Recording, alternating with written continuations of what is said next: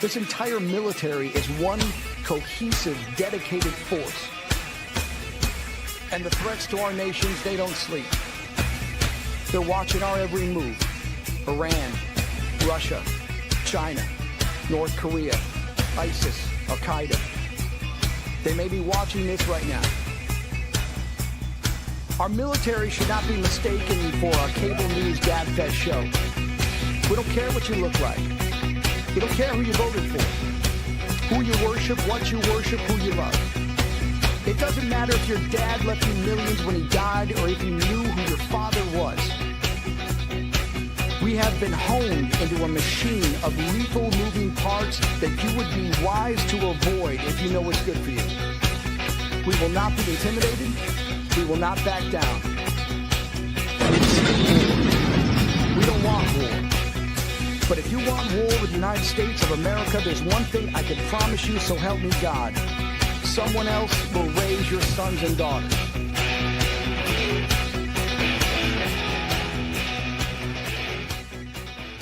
Opinions expressed in this program are those of the speakers and do not necessarily reflect the views or positions of any entities they represent.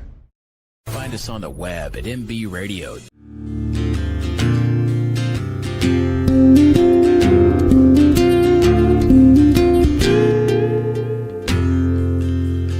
Window daydream numbs my mind. Turn on the lights. I'm still blind. Speed up, slow down.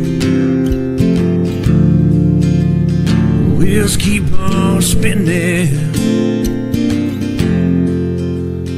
I play the game. I'm not winning. I've been east, I've been west, I've been put to the test. I've been high, I've been low, I don't know where to go. I've been lost, I've been found, I've been spinning around.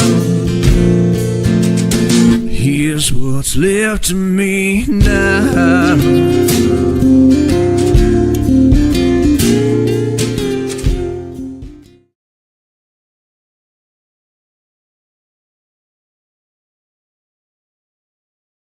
I'm muted. Hello, everybody, and welcome to Into the Weeds podcast here on Military Broadcast Radio. I'm Amber. And I'm Alaura. And thank you so much for joining us tonight. We've had a pretty good week. Yeah, I've had a pretty good week, a very busy week, and we're going to have a busy few weeks, a busy May. So, yeah. It's like a little mushroom festival, not the fun kind, but no. Anyway, a little mushroom festival here in Missouri, and tomorrow I'm going to some block party type thing, and what else are we doing this month? We're going to Florida, I think, for my son's 20th birthday. Yeah, so I think we're going to actually go to Universal and check out their new park. So that'll be fun. Nice to see you, Main Chick Carrie and Jan and Rachel Barron. So yeah, we've got a lot of stuff going on. I actually have been super busy this week. I've not only have I trained some veterans, but I helped out Nadatha Walker from YouTube and TikTok, helping her set up for a podcast. And then Search with Lisa, she's supposed to be here. I don't know if she'll be here or not tonight. So, but yeah, we've just been extremely busy, and we do want to mention that today is Dee Dee Blanchard's birthday. So we want to say rest in peace and happy heavenly birthday to Dee Dee. I can't, my mom is passed, and so it's a hard thing. I completely understand. Yeah. And a lot of things seem to have been happening today on Dee Dee's birthday. Right. Yeah. Yikes. Yeah, that whole thing that Gypsy did to Ryan Anderson, I think. It's not cool. No, it's I not think cool at Ryan's a all. little weird, but like it's not cool to be given out all this like medical information about people, especially when you're kind of upset that people are giving out medical information about you, which I totally agree. Like you should be upset, but you know, two rights don't make a wrong. Yeah. I mean, the fact that she knows what it feels like to have her medical information out there without Which isn't her, cool. without her desire for it to be out there. I know she gave her consent at one time, so I can't say without her consent. But definitely to know the fact that she feels a certain way and then didn't reciprocate that feeling to Ryan and think about what he was feeling is just really crappy. I mean, what did you really expect? Yeah, I know. Hi, hey, Misbehavin', Sintaz, my Michelle. And we are live on TikTok as well. It's through MBR Radio's channel. So if you are, actually, it would be great if some people would go and check it out on TikTok so we can get MBR's following up some and share it out, please. So today we actually are going to be joined by Lisa from the Search with Lisa's YouTube channel and TikTok. And she is somebody who talks about missing people and true crime and stuff like that. And a couple of days ago, she did a video about what's wrong with the true crime community. Why is no one watching about missing people and unsolved crimes and things like that? And I thought it was a really good video, and to just kind of remember that true crime should be not only about learning, but it also should be something that we try to be proactive. Yeah, proactive, get things solved, you know. And that's one of the reasons the true crime stuff that I actually do, that's the kind of stuff that I normally want to talk about, you know, stuff that we can affect change. And so make a difference. Yeah, so we're going to bring Lisa up. I'm going to play our little interview of the week. The interview of the week is brought to you by Jersey Mike's, a sub above. Hello, Lisa. Welcome. How are you? We're pretty good. Pretty good. How are you doing? I'm doing good. I liked your little sponsor, and that was really nice. And I love Jersey Mike's. I love them. Yeah, I do too. They provide sandwiches for the guys at the studio in Denver, and so that's how they sponsor us. So we like to give them credit. Thank you for having me. Hello, everybody. I had it on the private chat, so I was like, "Is there anybody in here?" So I just switched it over. So hello, everybody. Yeah, hello, Justin. Welcome in. Yeah, so Lisa, thank you for joining us. And we spoke for probably a couple hours yesterday. Yeah, and it was so nice. It was so nice. It really was. I was thinking, how much did we get accomplished? But it was a great time, and it was a great chat, and I did learn some things from you. So thank you. I know what you're doing is helping so many too as well. So yeah, and your dad is a veteran as well. Yes, he was in the Army, so he did a little over 20 years with the Army. So yeah, growing up as an Army brat was a great experience. It really was. I love the military community. I find it so the fact that you as well as veteran and working, and I just think that's great because it is different than being in the civilian life, and it really is. And half of my childhood, like I spent over in Germany, so we did 3 tours of Germany. Oh wow! And and it really was. We were all each other had. So I really didn't even experience some serious things that we have in America going on, like even like racial issues and stuff like that. When we were over there, it was everybody was green. That was it, and that was the truth. We were for all holidays, for any grieving, any happy things. It was but we got to go all over Europe and see things that I had such a great experience, which I think today has helped me with things I do in social media, because I've been to some places. I not jump starting, but I experienced going to Prague and Czechoslovakia before it was Czech Republic. So it was still full communist over there. I don't know why. My mom was a teacher, so we always had spring breaks. And so why she thought we needed to go to communist country to tour, but we would do these things called ITT tours. So they were not expensive, and we could go, and it was so we would go with a lot of people. And I believe if I'm not mistaken, it's crystal that's really cheap in Czechoslovakia. Oh, okay. It's either, I don't think it's China. I think it's crystal. And so that was kind of the main reasons a lot of people went to collect that. And, we got to just see just things that you would never see. And so that was things like that. And then we got to go to like Anne Frank's attic. So I got to see things like that over in Amsterdam. And then the other side, like Austria, and seeing Hitler's things, the Eagle's Nest. So you really, growing up and seeing things like that, I think really helped with where I am today. I really do. So that actually excites me. All that stuff. I'm like, oh, history. Yeah, I know. I love history. I'm definitely, because I am not a math person. I am not. I am definitely a history person. And Alaura, I wanted to say hello to you. So this is your daughter, right, Alaura? Yes. Hello, nice to meet you. You too. Yeah, sorry about that. Oh, yeah. No, it's okay. I just want to make sure I said hello. But yeah, I'm definitely more of a history person. I actually was going to school at one time. I wanted to teach history. But things were so different when I went to school. There wasn't a lot of, I think then I was doing like US history, more Civil War history.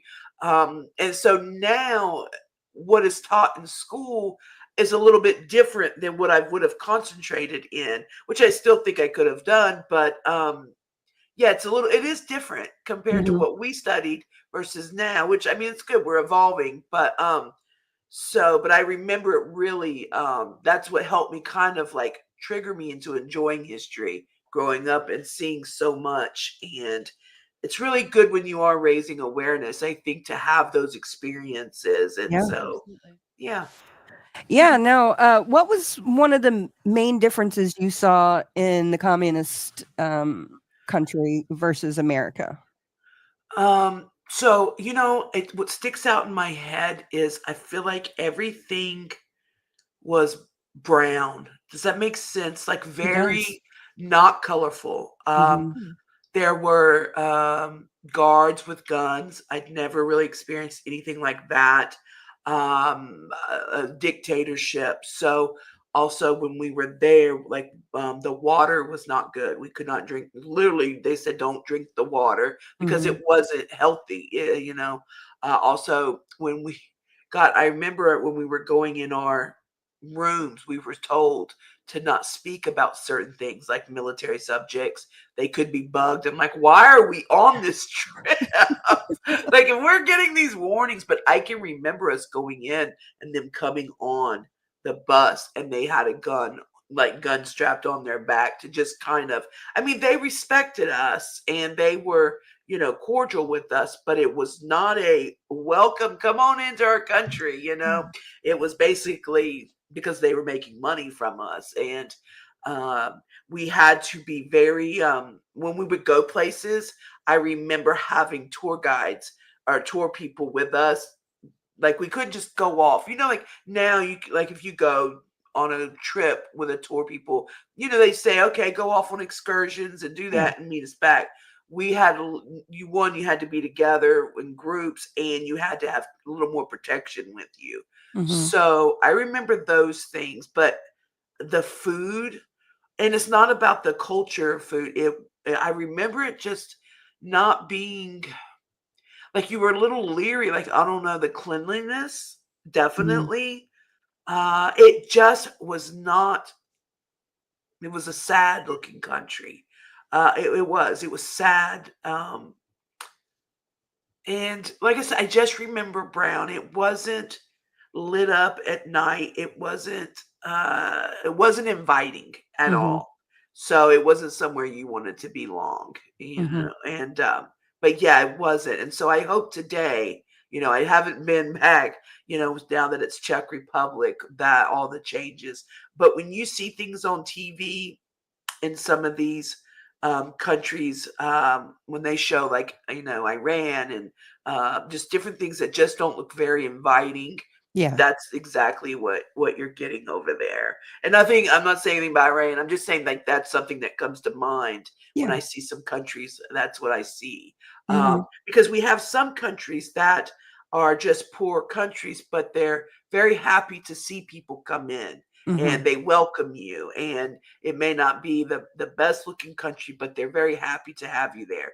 That was not the case at all. So definitely different. You probably felt like you were somewhere you shouldn't be.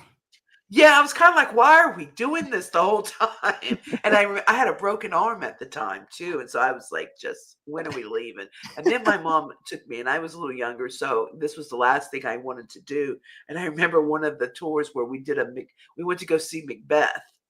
That was the last thing I wanted to do. And sitting in like I felt like no air conditioner with a cast on my arm watching Macbeth play. I really could have cared less. It kind of goes with the whole mood. Right. Oh. So anyway, but yeah. Okay, so what got you into talking about what you're talking about now on your channel, Search with Lisa? Yes, the Search with Lisa. So to keep it short and not drawn out, I was a young mom. I had my son when I was 20, almost 21. And so I did substitute teaching, and luckily I landed some permanent jobs with that. What I mean by permanent is when, like, say, a maternity leave, so you would get like the long-term job. And then there was times where I could have just here or there, and it worked for me. And I'll tell you that it kind of goes back because I was dealing with medical health things and issues, and I didn't know what was going on in this when I was younger. And I also worked with a law firm as well. But the substitute really worked out for me, just with having a young child and being able to work around that. Well, while substituting, also, I got a job working in the autism pre-K. So that was my first experience of doing that. And I had never had any, because I don't have anybody in my family with autism or anything like that.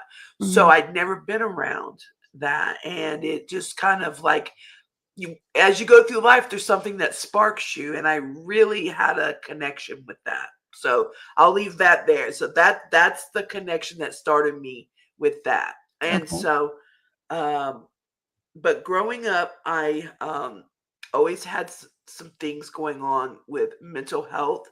I had a great family. Like I said, we did a lot. My mom was a teacher. I was the only child. So things were good, and there was no reason that I should have felt sad a lot or just not right. I dealt with a lot of like body aches, and nobody was knowing anything. And I'm 47, so there was no Google. There was no like figuring it out. I would go to doctors, and nobody was fixing anything. Well, when I hit about 15 or 16, I finally got tested for my thyroid, and they found out that I had hypothyroidism. Okay. So anyway, they gave me medicine, and that was the journey that has never still today totally been solved. But at first I remember it kind of helping a little bit, but I had like this chronic leg pain and things like that. So moving forward, I got in a car accident in my young 20s, and anyway, that led to having I like broke my knee, my jaw, my eye. Oh, wow. I didn't break my eye. I actually Your tore my orbital eye, socket. so there was a little more issues now coming on, and like the pain. So I never felt quite right. Just to kind of give you about, like, nothing felt right. I always battled with my weight. I wasn't overweight like I am now, but I always had to make sure not to go over these. Like, I had to always make sure I was active, or I would really put weight on. And so everything was a struggle. And I'm like, I just felt so alone. So that's what it comes. I felt so alone. So I'm going through life and I have my son. And so I'm starting to get the experience with the autism. And anyway, as I get older, I then have my own business, and that worked for me. We lived in Fayetteville because my father was stationed at Fort Bragg and retired there. And then my mom continued to work, and then he went and worked for the state. So we just stayed there. So then we had an opportunity to move to the beach. I mean, I wasn't living with them then. I was out on my own. But he worked for the state. In his last 3 years before he retired, they said there's opportunity to where we live now to move. And we were like, yes, we'll all move to the beach. So that's how we got here. Okay. And then I got into my own business. Now, part of my business was dealing with sweepstakes and kind of like casino type things. Well, in North Carolina, they stopped all of that. So here I was. What am I going to do? I physically had never really gotten better. It was getting worse. But,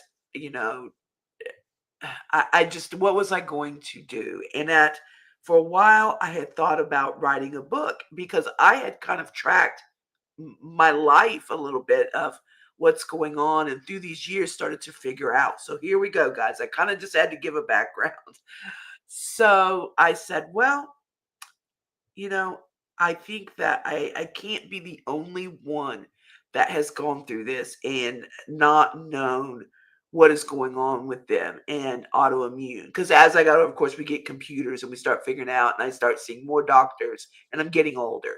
But I want people to know that it really messed up my elder, where I even left school, and it really, I missed out on a lot of things in life, and I made bad decisions.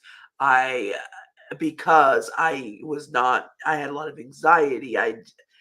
I just dealt with a lot, and I had no one to turn to. And that always was a staple with me. I also had a situation that I won't get into with my child, and I was taking care of his brother. That was from another father, not mine, but I was taking care, and there was a missing also situation, and luckily they were found. So that was something else that really got. So anyway, I decide I'm going to get into social media, and my purpose was never to be like social media famous. I was in my late 30s. And I just said, if all I do is bring people together that are going through something, because I just remember feeling alone, and I just knew there needed to be awareness. So at this time, there was not TikTok. There was YouTube. And so there was a platform, YouNow, which was strictly live streaming. A lot of big YouTubers actually started on YouTube. They've been around 13 years now, I believe. Okay. And a lot of YouTubers have started from there. So some have heard of it, some haven't. Yeah, I have. And I've heard of it. Yeah, I know you have. So it's very strange because it is a big platform, but obviously a lot don't. Well, they don't deal with like third parties. They don't have ads. It's just them. It's kind of like you wear a lot of hats on there. You're a supporter. You're a creator. So yeah, it's a hard app. It's a hard app to be very successful on, but you can do it. And anyway, so I said, what am I going to do to get people to like know what I'm doing? I can't be like Lisa loves lollipops, or like it's not going to stand out. How am I going to stand out? I didn't know much about social media. I'm not tech savvy. So I created a name, Conquer Thyroid Issues. Okay. So I made the Conquer kind of small. I made the issues kind of big, so it could kind of separate and not go all the way together. So when I started it, people kind of had nobody had seen like a name like that. And what I meant by saying there was no TikTok or anything, so people that I seen raising awareness there was that going on, but it would be like one thing, like breast cancer awareness, children cancer, autism. They would focus on one thing, which is great, but I thought, what autoimmune, there's hundreds of autoimmune things. And at the end of the day, pain is pain. And having an autoimmune issue, a lot of it all dwindles with a lot of the symptoms replicate each other. And I just thought, if I can help younger people that don't know how they're feeling, I knew that the unaliving rate was high. And I can imagine when you don't know what's going on with you, or if you're in chronic pain and you don't know how to deal with it, a lot was going on with the opiate crisis, things like that. So anyway, I joined this app. That's what happens. And I put in a lot of work. I can remember starting off with 1 or 2 people in my chat. It was strictly live streaming. And so that's what brought me there. So to move the story faster, after about 8 months, 9 months, I became partner on there. And once I became a partner on there, gradually I had created shows, which the search is one of them. But I had created a show, Heart to Heart, which was something similar like this setup, but they had like lupus, or they had whatever they were going through. Now I had people on there that had been diagnosed from like black mold, whatever their story was. I had them come, and it wasn't a woe is me type of thing. It was, this is my story. They would tell a little bit about their life, and then when they started having symptoms, what they went through, what they're going through now, and then what they do like positive to try to conquer life. So after partnership, I took the thyroid out because I noticed I was getting a lot of different autoimmune things, and I went to conquer life. So so that's what I started doing, and that started bringing the community together. There was many people, they would come on, and like if they had gastro paralysis, dealt with brain tumors. I mean, you just name it, we had it on there. Thyroid issues, and I have Hashimoto's, which later I found out is which is the autoimmune disease that causes hypothyroidism. Kind of like Graves' disease is the opposite. Like my mom and grandma and aunt have Graves' disease. Right, so they're probably like all over the place, can't sleep, they're like opposite. You know what I mean? And I'm like, can't stay awake. So but that can be very hard. Graves' disease can be very hard. And so anyway, I did a lot of charity things on there. One of my first charities I ever did was for the Autism Society. Every April, I like to do something big with them. And we did it for the May Institute. I don't know if you're familiar with them. And so that was the first one that I ever did. And it was really great. We raised about $700, which I just thought that was amazing for me. I know people do thousands, but I was like, for us to bring the community together, and we had like entertainment all day, and anybody that wanted to tell a story, like we had like 15-minute slots for 12 hours, and people did whatever, and entertainment in between from the musicians on the platform, and it was just really great. So through the years, I started to really blossom on there, and I really grew. And when I left, I had grown to about 50,000 followers, and I called my people the warriors. I still say warriors. So I brought this shirt to show you. It was when I was alive, and we talked about the lupus. Remember I said I did a lupus and we sold merch for that? And so I said 2019. So this tells you how far we go back. So that's 2018. So you'll see CTI. Then it was conquer thyroid issues. But that's the shirt. We did the butterfly. So I found that, and I thought, I want to show that. I have tested positive for lupus 4 times. Wow. But they say that I don't have it. And part of the reason they say I don't have it is because my hands don't turn blue when they're cold or whatever. Yeah, it's very hard to get a full diagnosis, isn't it? Yeah, so they've diagnosed me with undifferentiated connective tissue disease, which means they don't know what I have. Some kind of issue. You're messed up, Lee. Yeah. You're just messed up. You're screwed. And that's how a lot of us feel, because finding out things, and it's amazing how many people were, and when you're doing things like what you're doing, and having people up and telling their story, it takes a long time to build that safe space, because now, and that's why. So I'll just move forward. So that was my thing. I did that for a minute. You can see on there, it was 2018 when we did that one. My mom at the time was diagnosed in 2019 with dementia, and very early in age, so early 60s. All right, but it wasn't as bad then. As we got to about 2022, she really starting to decline. And also the app had been bought by another person. And so things were starting to change. And I thought, I knew I was going to have to start taking care of my mom, coming home, taking care of her. I have no other siblings. I have a son. He's here at this time. He was at NC State. He went to college.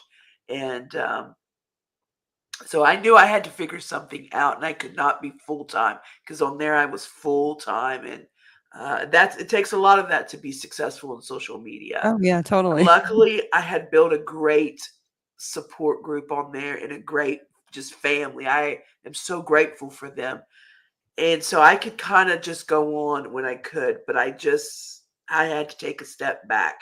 Now, how I got full time, I also suffer from chronic pain. It's a horrible life condition, no matter how it's or where the origin.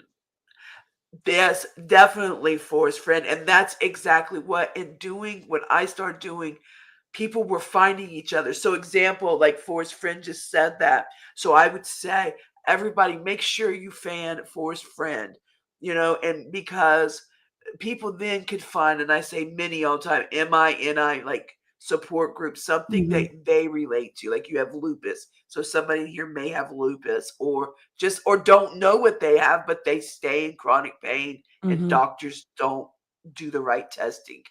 And so that's what we got out of those. And I literally did probably over hundreds of those type of interviews. And so it was really a great thing, and I did not want to leave social media, but I didn't know. So with doing that show, I had a couple of things I did. Everything would intertwine. So I had a self-care night on Monday nights where I would do self-care things like mask skincare, things that just was like me time. And I would have a guest up, and they would do that too. And it was a way to just like, don't worry. We didn't have filters and stuff like TikTok does or anything. So, just don't worry about being up there with mask on your face and not having your hair totally done and curled. And it didn't matter. It's about you and take care of you, because your inside matters than the outside. And whose birthday is it? I keep seeing happy. Is it one of y'all's birthdays? No, it's Dee Dee Blanchard's birthday. Oh, okay. Yes, definitely happy birthday. Okay. Good to see you, I thought I'd CJB. seen something yesterday about that. I just thought it was somebody in here. I'm sorry. No, you're good. No, it's important to Definitely remember was. Dee Dee today. Yeah. So now moving forward, hey CJ, I see CJ. I'm starting to see people in here, and CJ's so funny. I laugh when I see his name because he's so funny. Yes, So, but yeah, I'm glad that people are. I haven't been much on social media today, so I hope there wasn't. Anyway.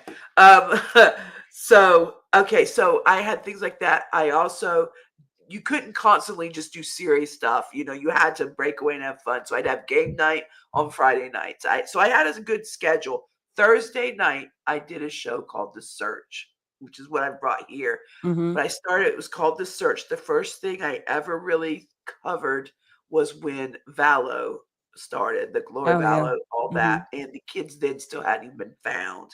And there was a woman on here, last name was Rainey, and she was really big into this story. and she actually, one of my friends from now knew her on here. And so Miss Rainey came over. I shouldn't say it, we're about the same age. And fortunately, she passed away. But she was really big on finding these children. That was her focus. They were missing. And so Jen had said, this is the first time we're ever kind of doing a true crime type of thing. And we would appreciate, since you're so familiar with this story, to kind of be there, because we wanted to make sure everything was factual. We had done a lot of research. And so she came over and she really praised how we did it and what we did. And it made me feel good because she was really good over here, what she did. And in fact, she was one. That's why some people may know who I'm talking about. So she was one that really covered. And this is so strange because her focus was finding those children. And she passed away unexpectedly. And I don't know the full, but I know it was unexpected. And literally within days of her passing away, they found them. And I always just, like, gives me goosebumps. Like, she really, because she was determined to help find those children. And it was just so, but anyway, so with this search, what I wanted to do, because where Conquer Life was going, I wanted somehow to get either a nonprofit foundation going to where I could help others. And I had decided that whatever I was going to do at that time, I was going to support the missing people's families with the searches, because what people don't realize is, or people realize it, but they don't really think about it. When someone's child goes missing, like, you can't even function. You can't work. You can't. And I know in some cases communities will help, but guess what? There's a lot that doesn't get any recognition. And the only one that knows is your parents or your friends, close friends, and the next door neighbor. There's no media. Hi, girls, driving a bit. This is fine. Hey, Joey, good to see you. I hope we don't classify as that. Yeah, me neither. I don't think we are. No, we aren't. I will say I have done some JIP channels. I mean JIP conversations, but I really, on that angle, like I said before, I don't care about the outfit of the day. I did something like hybristophilia. I talked about that, which is why it's kind of like the Bonnie and Clyde syndrome of why people. So I kind of analyzed Ken and Ryan, like, why would you write her to begin with? So I did something like that. I have had a couple little rants where it's like, this is enough, Yeah. And so when I did talk about it, I really tried to focus on something that made a difference, not be just another echo chamber, But anyway, so that was my passion. That was what I wanted to do. When I had to step back and realize that I'm going to have to step back in social media, which is going to cut into my income. So getting a nonprofit now was kind of not in the picture. So what was I going to do? I did not know how to edit well. And I knew that I wasn't going any further on that app because I had just kind of tapped out on it. I had gathered as much as I could on there. They weren't going any further. They're kind of stagnant. And if anything, now they've gone down. And that's just the honest truth. And that happens. They've had their run and that's it. So I had a friend that said, Lisa, I know that you need help with editing. And her name is Trisha. And she was also on the platform. And she said, and I know you really want to do missing people and unsolved crimes, because I wanted to focus on people that didn't have a voice, where it all stemmed from the very beginning when I started with health and things like that. And I still enjoy raising awareness on things that people are not familiar with. And that is the hardest thing, because social media is about trending. And as far as any kind of success, when you say success, if you want to make financial gain, if you want to really stand out, it's very hard to push through and that's why awareness work and stuff with a lot of charities is all volunteer. Yeah. Because if you're in it for the money, a lot of times the passion is not there. So you gotta have the passion to do this. No, I And agree. Definitely. so I said, why don't we do this? I want to do, instead of worried so fact of trying to fund and help that way, I can at least share stories of people that don't have a large like media, like they haven't, like where everybody's talking about the same person, and so she said, I will help you edit so that you can do it. And I said, okay, we'll do one show a week and I can manage that and take care of my mom. And so at the end of 2023 is when we started. And I did 1 week over here. And, my goal was, of course, to get partnered. And I didn't know what that looked like. And I definitely seen that it was hard pushing missing persons. But I was every Thursday night I did at 8:00, which I found that I was building. So some would do all right. I never had a big viral one or anything like that. It took me a lot longer. I seem to get to the 500 subscribers in the 3,000 hours kind of quick. And then it seemed like I took a dive after that. But what I noticed is when the gypsy stuff came out, that is when everything changed in the true crime community, which is why I just made this video. And I've gone over in my head if I explained it well enough. Because what stemmed me to do it was I got excited that America's Most Wanted is now focusing on missing as well. Yeah. And the only way we seem to get things trending more and getting out is if mainstream is doing it. But if anybody will do it, like I'm happy anybody will do it. Yeah. So anyway, so I started doing, so I focused on, so that's what we did. The Search with Lisa. I named my channel that. Sometimes I kind of think, should I have stayed on a different channel? And because I still do some awareness work, like I did crime and autism. I mean, it could still go into true crime, but I also just started just doing different playlists. Also dementia with my mom, drama sells, which I hate, but the more drama creators put into the content, the more their channel grows. I'm one of the little channels that cover true crime, and I try to cover all missing persons. Dippy, that's what I say. Yeah. Follow Dippy. That's what we need, and so that was kind of my thing, was people that have already 100,000 subscribers, 150,000 subscribers. Right, because those people are who need us. That's who needs us, Debbie. We can do ones that everybody's doing, but like, there's so many. You literally, if you have a problem, like finding a case and say, well, how do you, if you're like new to this? Yes, that's what I was going to say. I was getting ready to say the Charlie Project. And that's about Michelle Dean. Yes, great. Keep that up. Yeah, Michelle Crawford is actually somebody that I knew in elementary school. And then I also went to high school with her. And she went missing in 1999 and has never been seen. And she actually went missing from the apartment complex that my sister was living in at the time, Montego Bay. Wow. And they found her, well, at least they found her car there with her belongings in the car and the car unlocked. And so no one knows anything about what happened to her since. So I just, since we were talking about that, I wanted, That's all the information they really have. It's kind of like. So here's the details of the disappearance. Crawford was last seen in Lawton, Oklahoma at 11 p.m. on June 8, 1999. She lived with her parents in the 2200 block of Northwest Lincoln Avenue at the time. She told her family members that she planned to go to the movies with a friend that evening. She has never been heard from again.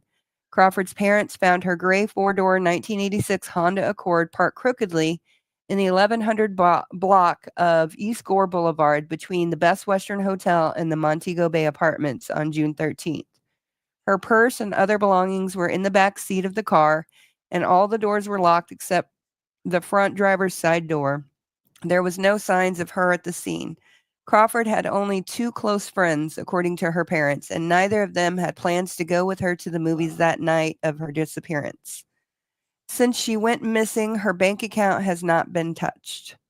Crawford was a junior at Cameron University in 1999.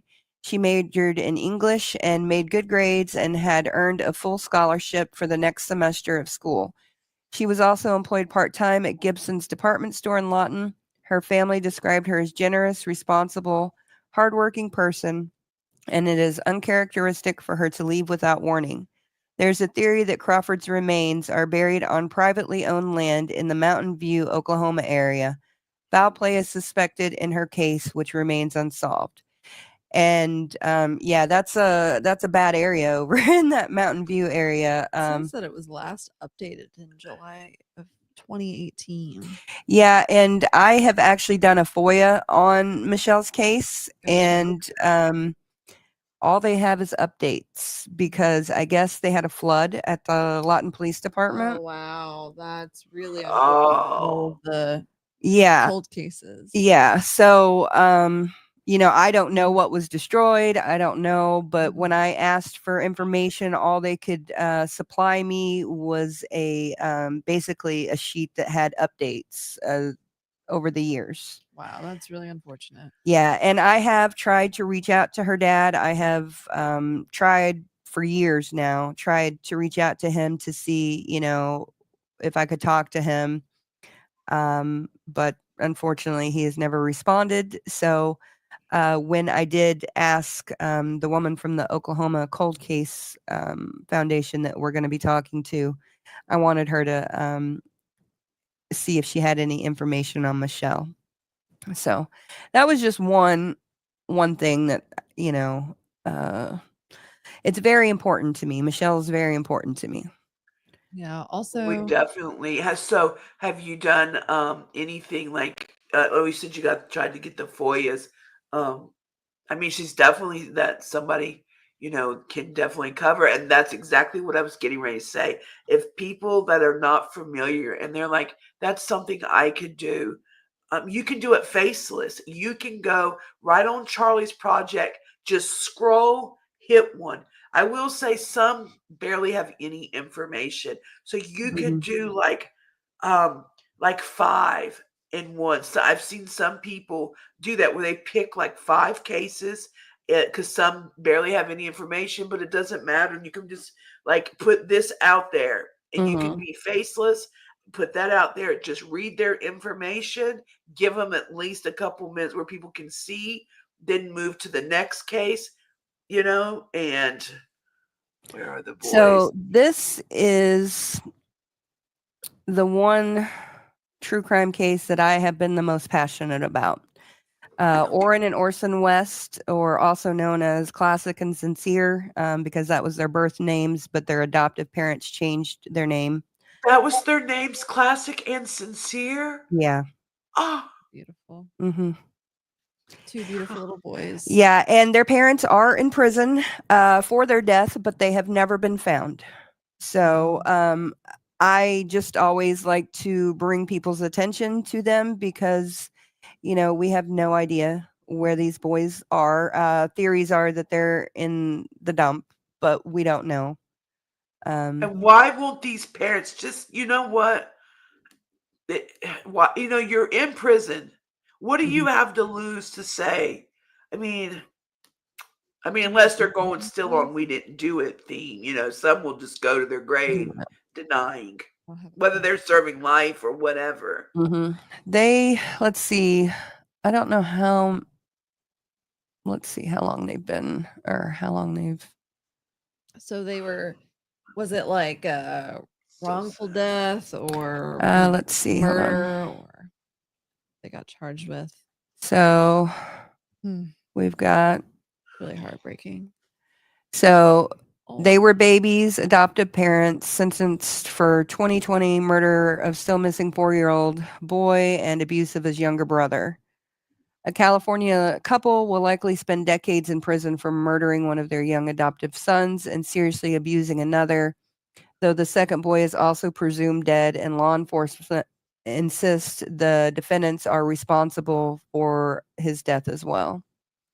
15 years plus 4 years. That doesn't sound like decades to me. That sounds like a singular decade. Mhm. Right. And that's Tell what 'em, you have to Laura. serve 75% of your sentence. And these two then boys were taken away from their mother because their mother tested positive for, well, okay. So initially, they were taken away because one of the boys, I believe it was Oren, but I'm not sure. One of them broke their leg, I believe. And they were taken to the hospital. They broke their leg while the mother was at work, and they the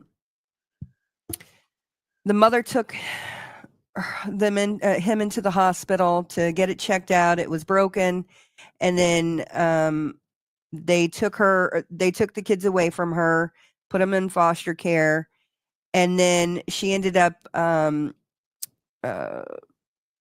failing a drug test for marijuana, and they ended up taking her parental rights away, and basically stole her children from her. Oh, his arm. Yeah, probably his arm. I couldn't remember. But yeah, it's been a while. And so yeah, this was in 2020? Yeah. What state was this in? This was in Bakersfield. So basically because he broke his arm and the mother tested positive for Yeah, he marijuana. was basically stolen from her. Yeah. Where was it? It was in Bakersfield, California. California, weed's legal. How are you going to take away your kids? That's I was like, yeah, she had like a card or something too. I don't even know. It was a weird situation, and I actually want to I don't know what that is, but yeah, so it was a weird situation, and they had 6 kids, I believe, and I think 2 of them were their natural kids, and then the rest were adopted. And it seemed like they were that one of the adopted parents, I think Jacqueline West, the mother, her mother was in DCF or something like that, within child services, and she also adopted kids. And so it was kind of like just a family business, basically. Yeah, because they made money off of doing this too, fostering. Oh, any broken bone in a kid is an automatic CPS referral in California. Okay. So yeah, he got they got taken away, and eventually no one saw him, and people started asking questions, and so yeah. Also for the automatic CPS referral, like I'm not saying that's necessarily a bad thing. It's probably actually a good thing that they do that. It's just, I mean, maybe there's some details that I'm missing because clearly I'm not that familiar with the case, but just to take someone's children away from them and just over marijuana, that's ridiculous. Yeah. Between the broken arm and the marijuana. Yeah. So it's rooted in racism. And think about this could happen to my son broke his arm when he was 7, and I mean, what if they came out to me, I mean, he was skateboarding and it was a bad break. And I've broken both of my arms too. But I mean, look, but the reason my friend that helps with editing, she's had a bad experience like this, not with her, but with her sister's kids. And they were actually, I don't know if I should say it's not, but basically she was put in a very awkward position from the CPS to where basically it was almost a blackmail situation off the records. Really? And yes, I mean, so today, and this was years, I mean, she's grown up, and so this was when she was a kid, nothing recent, but she now today, I mean, does not trust at all. I mean, at all the workers, just because of what she's experienced. CPS is scary. It's extremely scary. I I'm not confident in the foster homes. I mean, unrelated to this case, but a lot of times you hear about a lot worse things happen in the foster homes than the homes that they're actually taken from. Y'all have never heard of the Sean Doherty case out of Virginia like 2 years ago? No, we haven't. See how much there's out there? Oh, the Take Care of Maya. Oh, that one is so heart-wrenching. It was such a twist on that. If you haven't seen it, I don't want to Yeah, give and it she away, suffered but go watch it. she suffered from chronic pain syndrome, didn't she? Mhm. Yeah, I suffer from that as well, and not to the Isn't extent. that a diagnosis they just give you when they don't know what's wrong with you and they're trying to basically tell you it's in your head, even though it's not? Yeah, well, that's what malingering, or they could not maling. What is it? Is it called malingering? No. I don't believe that anyone's lying about that, but I'm just saying that's what they normally generally give you when. I have tried to get the VA to actually like figure out what's wrong with you. Tell me what chronic pain syndrome is.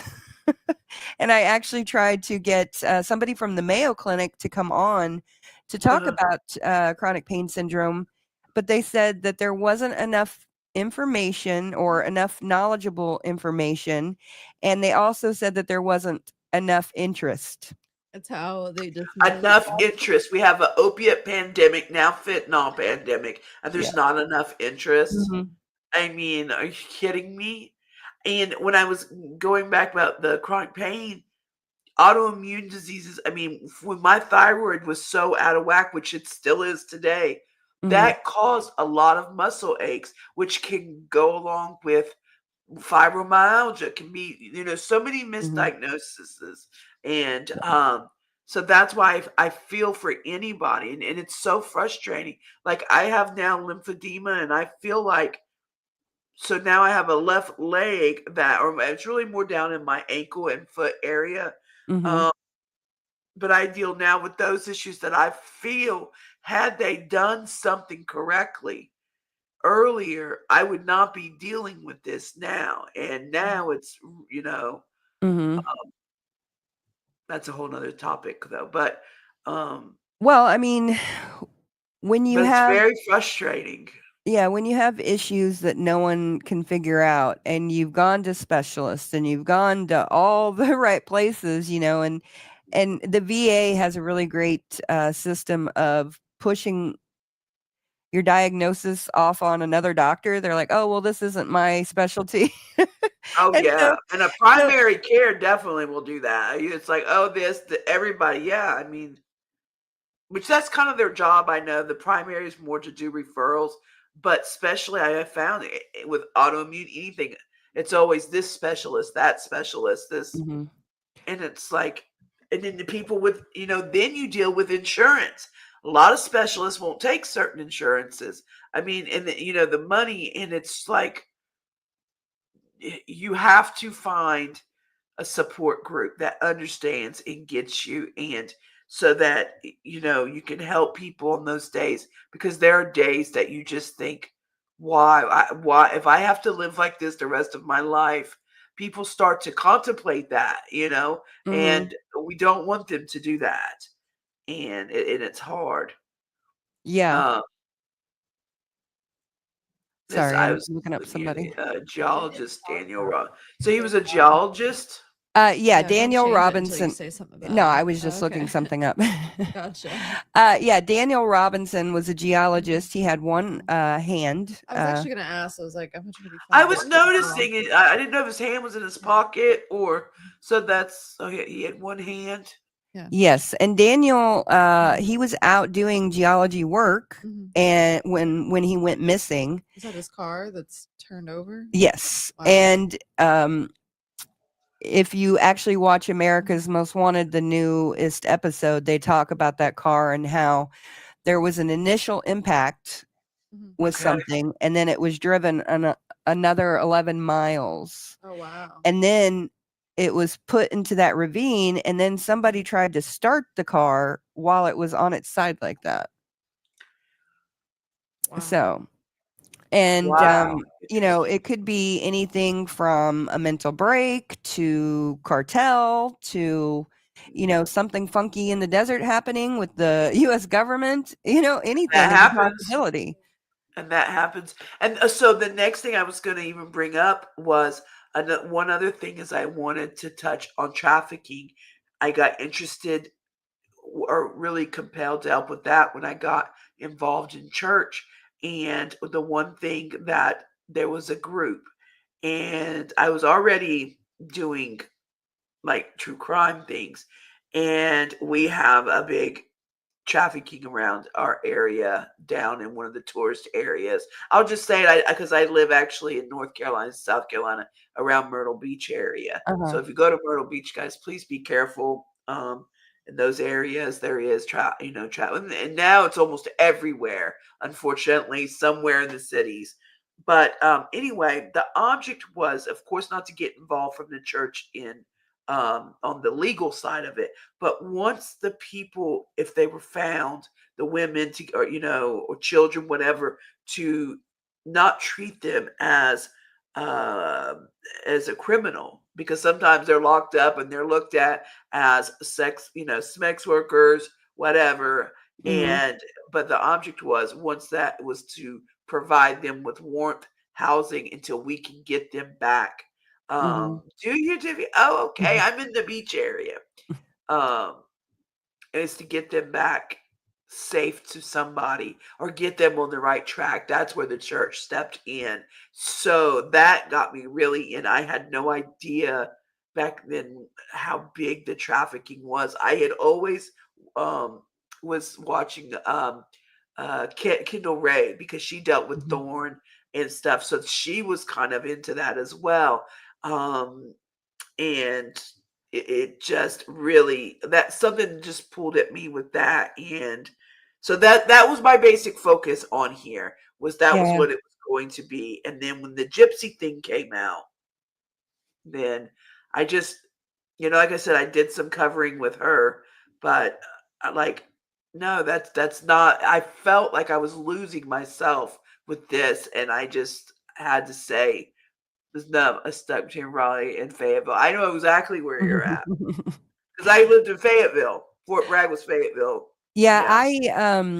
I didn't really understand how big trafficking was, or human slavery, the modern day slavery. I didn't realize it until I was 30 years old and went to school again and got involved with Rafa International, which is a trafficking or a help for trafficking victims, an organization that helps victims specifically in Cambodia, Thailand, and Haiti.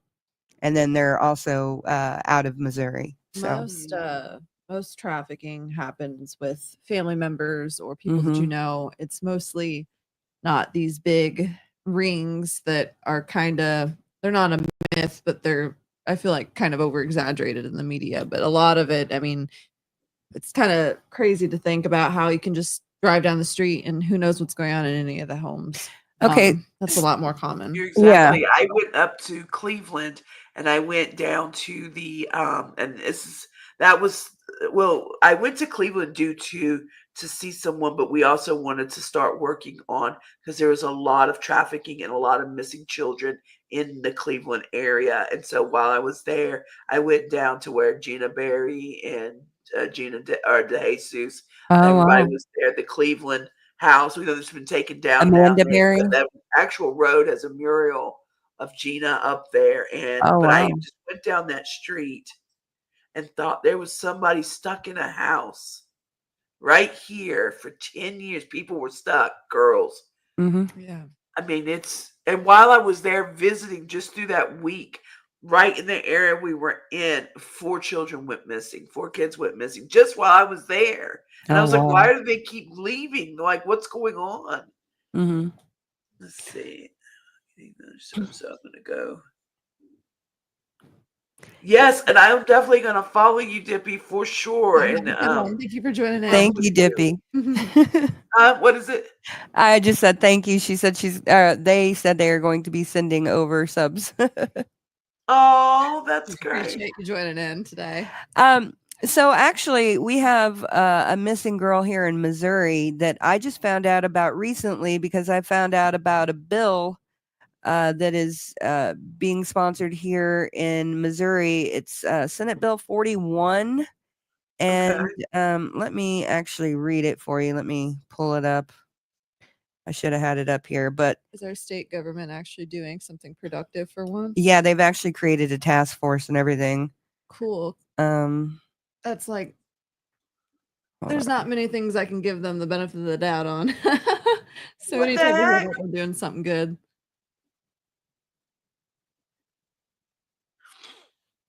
Dear, what the heck is so funny? I was like, what? I heard you say, what the heck? And I'm like, there we go. Hi.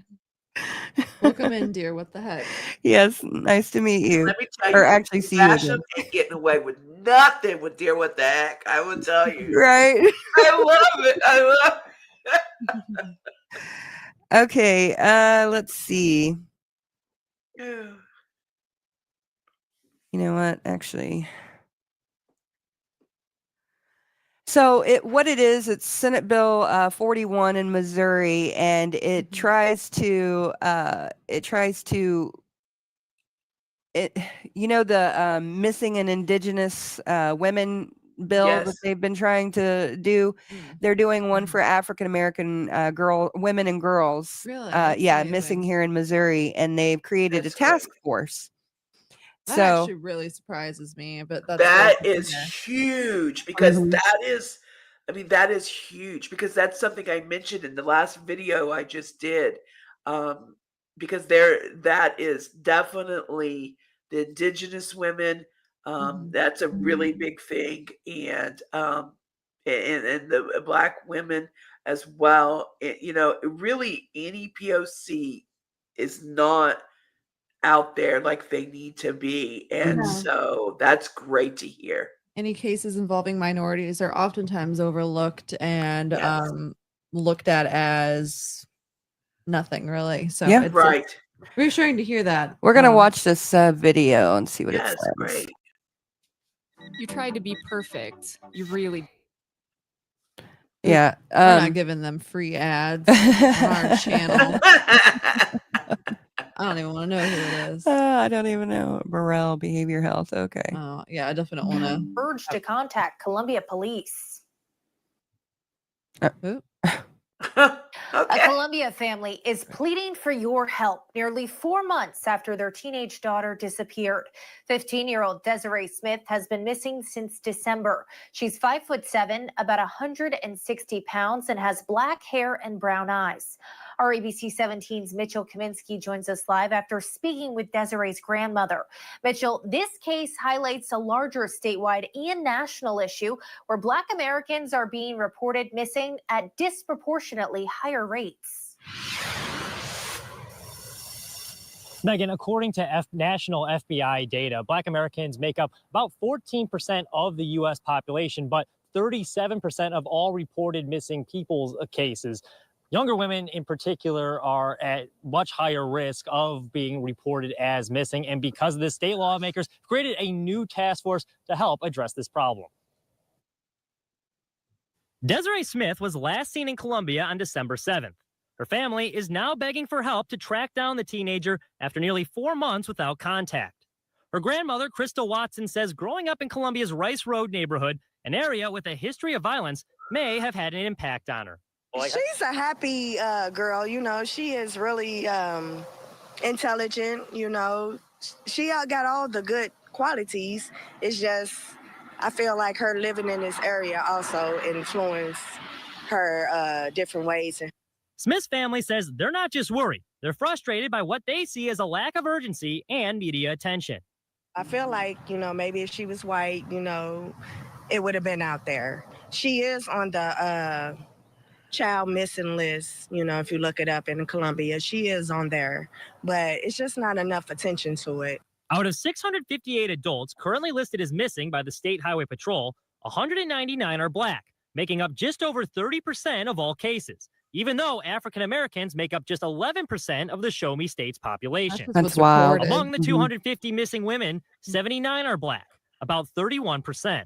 To address the crisis, Missouri lawmakers passed Senate Bill 41, sponsored by Senator Angela Mosley, creating the Missing and Murdered African American Women and Girls Task Force. The task force will take a really hard look at why African American women and girls are an endangered species, how our systems are falling short, and what we can do to change that. The task force is modeled after a similar bill in Minnesota and will study how police and media respond to missing person cases and recommend ways to better protect vulnerable communities. Of course, you run into those who ask that question of why focus on African American women and girls. There are some colleagues that have backgrounds in law enforcement, and they did see the urgency of it and try to help me speak with other colleagues to let them know that this is important. Columbia police records show since 1998, 16 black women have been killed in homicides, with half of those deaths happening in the last decade. Mosley tells me that task force is going to be made up of about 10 people who will be appointed by state, House, and Senate leaders, as well as the Department of Public Safety. Reporting live in Columbia, Mitchell Kaminsky, ABC 17 News.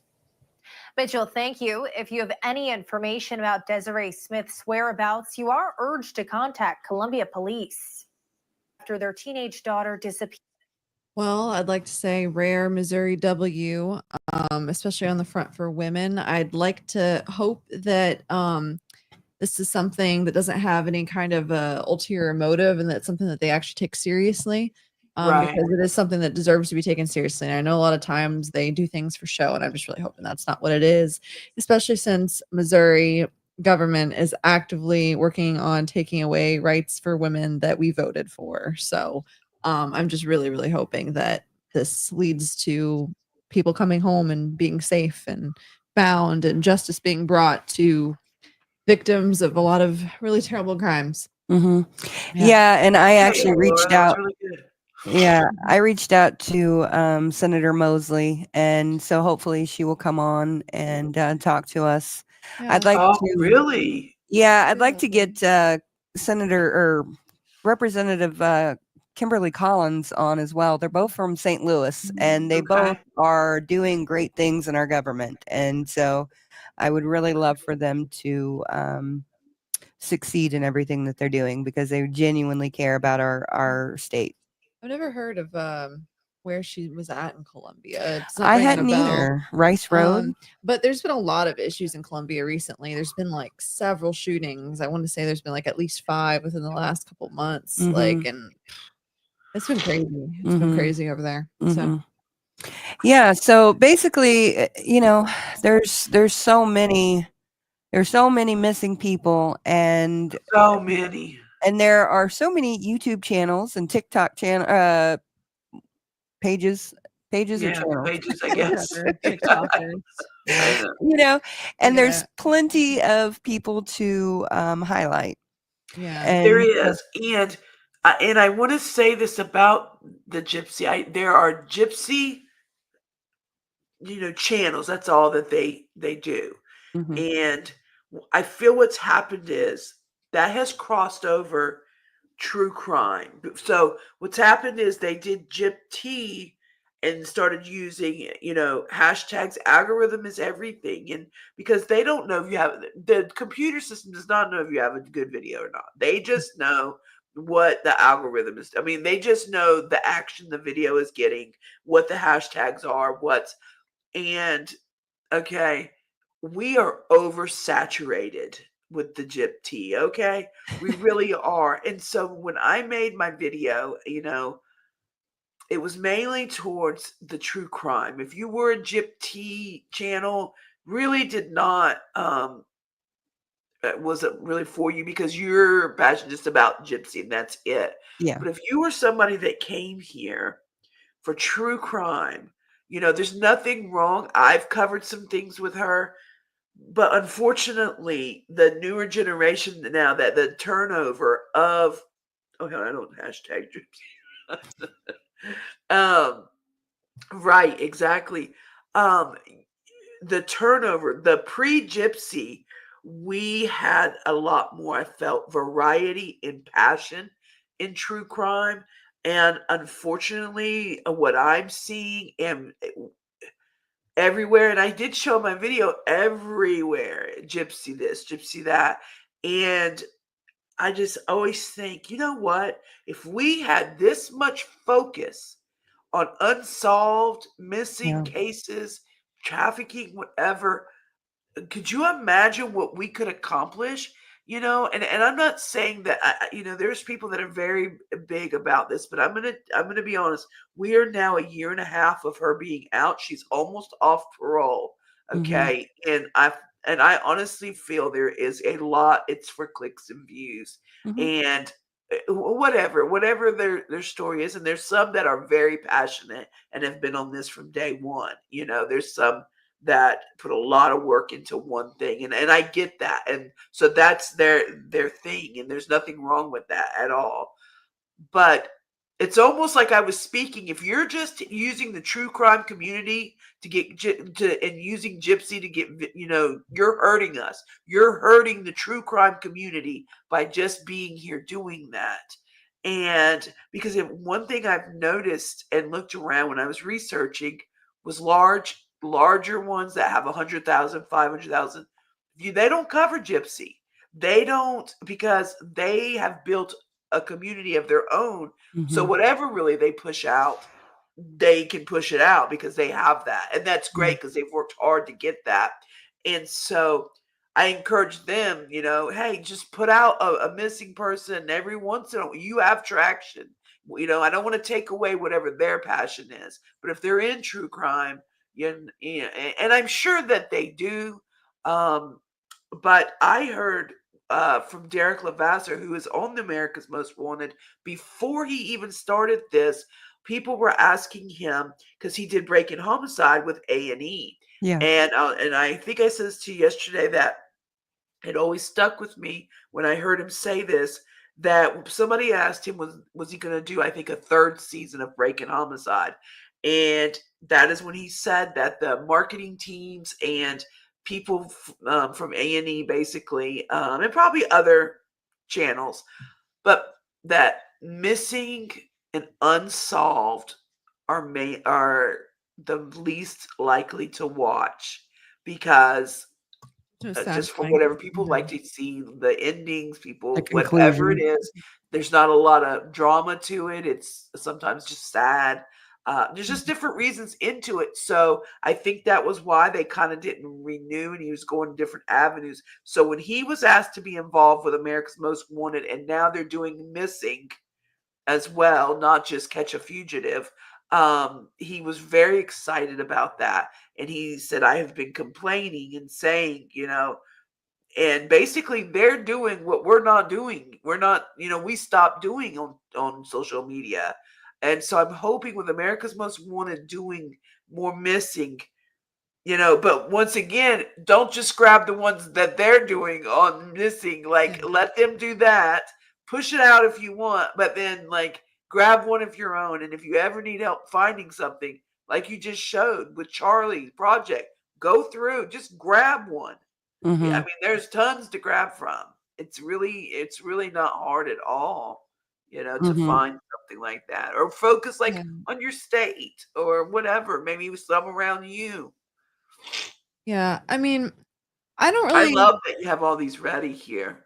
So prepared. I love it. I didn't know I didn't know what it was exactly going to be today. So I'm so excited that you have all this.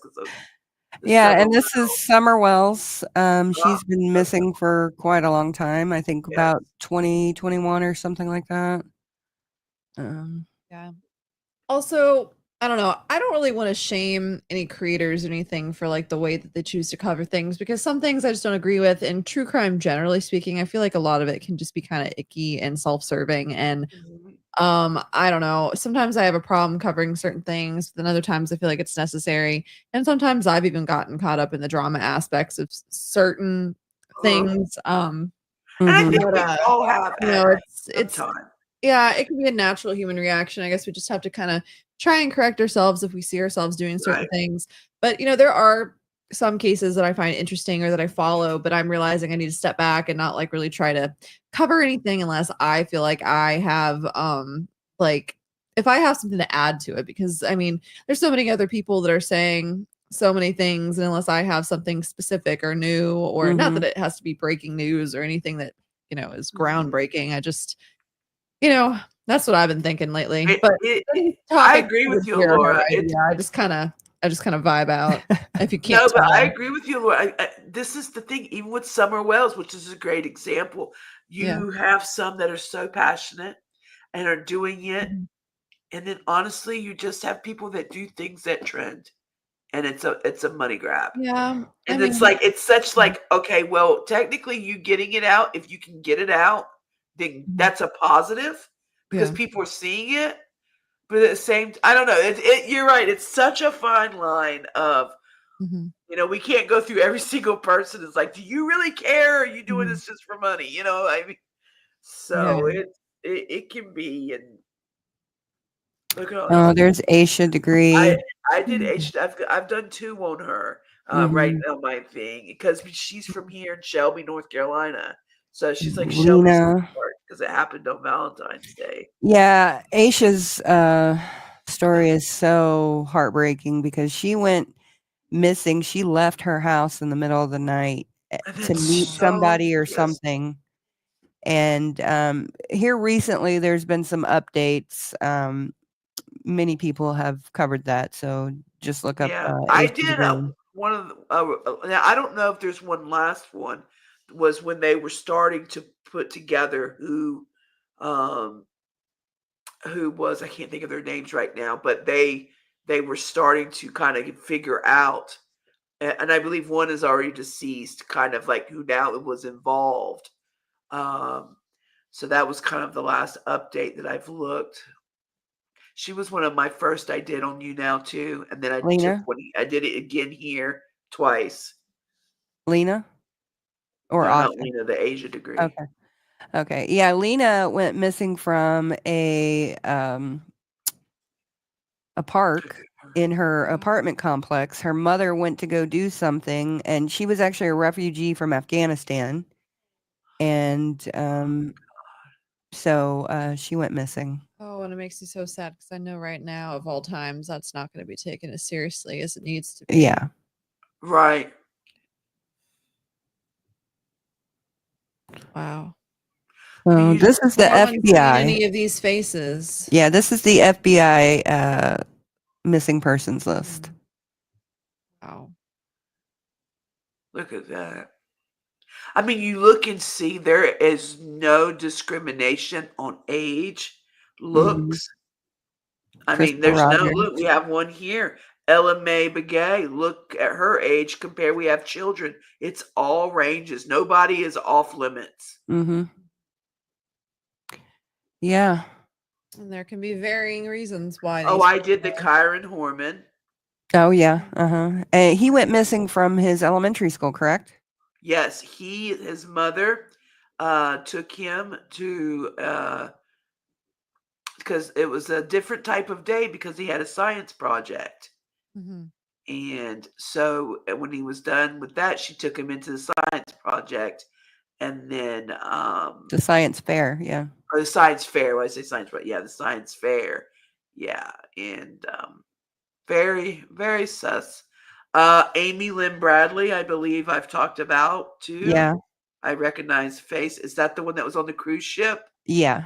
Yep. Tara Calico. She's the one that she must have been gone for a while. She has been, and I think she was the one where there was a Polaroid found in a parking lot of a girl and a boy tied up, and they thought that it was her, but they never had any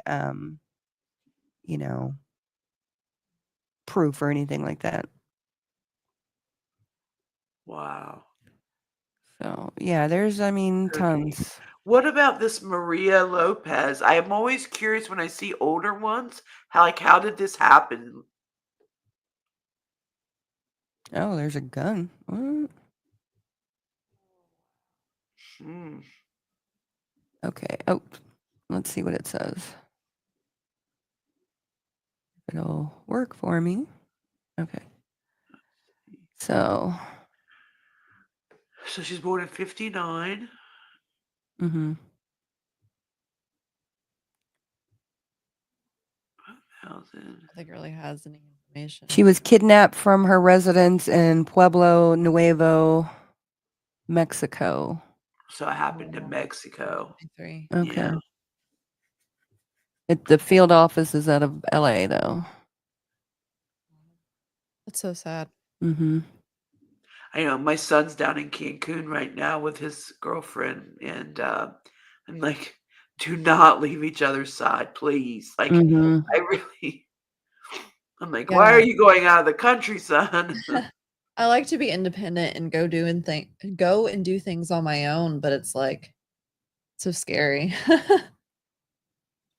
Hey, Amy, Bearwoman Radio's in here. Hey, Amy, good to Hi, see how's it you. going? Thanks for joining us. So We're just this going through is some of the missing persons on the great FBI case. And was that just the end of the first page, or was that the end of no, the that was no, it was just 120 people. That's the only. Those are not the only people that are missing. No, on it's the No, first but page. 1 out of 120 results. Yeah, it has to be. Are those just the ones they deem? this is just credible? the FBI. This is the FBI missing persons list. So they just don't Yeah, care what the other yeah. ones The are? Charlie Project is humongous. yeah. So those are just a few of the missing people. Wow. That Now, do you know that? Look, Sebastian Rogers, they have up there. Yeah. Now, do we know what gets someone from Charlie Project to FBI? No, I have no idea. That's you know what I've never really questioned. Like, I guess just more media, more. I don't know. I wonder. I wonder what gets them to the FBI list. That's something I'll have to research or look up. Hold on, I'm Good trying right now. information to know. I remember hearing about the Sebastian Rogers, and I just did an overview of the Natalia situation.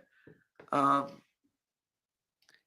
have a hard time with. That's a hard case there. Yeah. So I just kind of did an overview. I haven't released it yet, but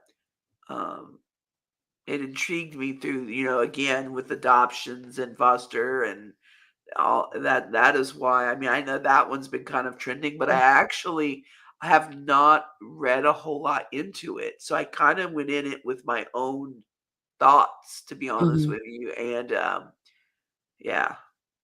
Yeah, at first I thought that she was an adult. And then I was like, no, she's not an adult. Yeah. Okay, so it says the Charlie Project serves as a publicity vehicle and clearinghouse of information for missing persons. It attempts to catalog as much information as possible about as many cases as possible. It doesn't answer the question. I know, but I was just reading about what the Charlie Project does, and then I was going to read about the FBI. So, yeah. So let's see what the FBI missing persons list. You can just click tab. Never mind. Just keep going. You're good. Nope. You're too late. Oh, You're okay. good. Nope, My you're bad. fine. Okay. It's just telling you how to. Here, just keep talking. I'll do my own Google. Okay. Laura's gonna Google it. Okay, so yeah, I don't know what the qualifications are, but it looks like maybe the Charlie Project is just where they showcase all of the missing cases, and the FBI is just the most high profile. Okay. I would assume. And so I don't know if people know this that are in here or in general. As I started doing these cases, I learned a lot about like the laws, and so when I started covering like some of the indigenous and doing some of the tribes, when they would go missing, the laws, which this is where it's very tricky because from what I understand, so they have like their own, like their chief and their rules. And I believe that the police only have so much jurisdiction. Yeah, so it's kind of like it skips the police until if it's major, FBI can go in. So it's kind of like it has to really grab traction to get when the feds involved, because you have to almost skip over and that's almost impossible, to go from the chief to FBI. And so, but by the time you do that, if you're able to, look how much time has probably gone by. The first 48, of course, they always say is so important, and you're not going to get that quick to the FBI. So, that is Laura. really tough. Okay, so I figured out what the difference, or allegedly what seems the difference between the Charlie Project and the FBI missing persons list is. So, the Charlie Project is a privately run website that profiles long-term missing persons cases from the United States. It focuses on cold cases and often those missing for years and/or decades, and it provides a detailed narrative and descriptions of the circumstances surrounding each disappearance. While the FBI missing persons list is an official government database primarily for active missing persons cases, and especially those that are federally relevant, an example involving children, abductions, or crossing state lines. The listings tend to be brief and are used for law enforcement and public awareness. So everything's just basically saying that a lot of it, there's very little information on the FBI watch list, or not watch list, the FBI missing persons list.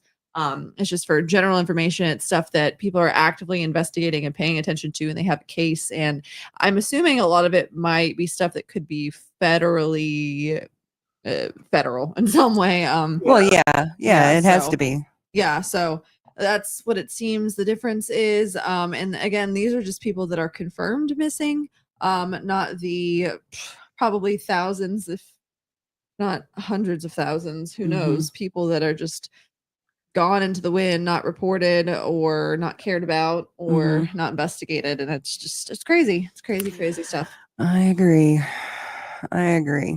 Yeah. I covered a woman. I went, and this is the part that I am gonna look up, because I don't want to. You do so many, and sometimes, I mean, I'm honest. I do like, okay, what was the full name again? Or in fact, I just put a short out about this one here. Let me just turn down the sound.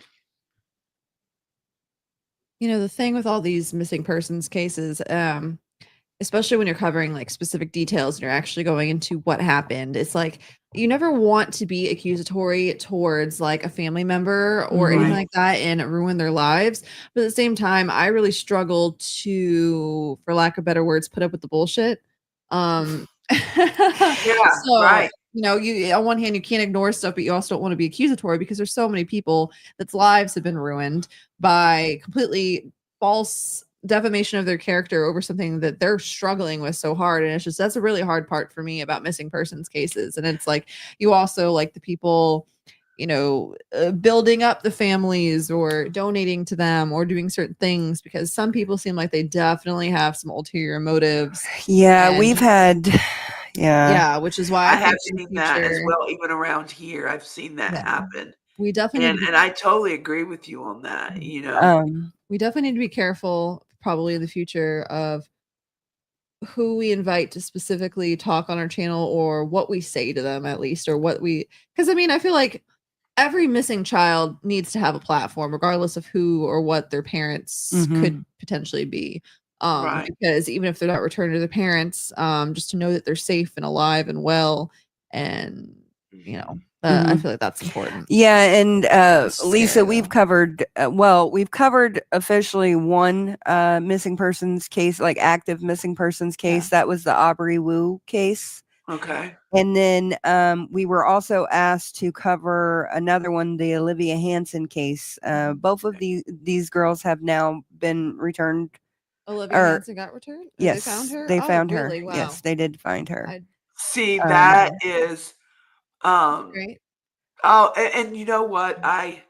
The closest that I've come, I love to hear that you've done that, and that, and to me, that there is no amount of money, clicks, views. To me, that is what I'm searching for. Like, if one person hears, and at the end, like when I was talking about my growth on the other, it was just to show my growth.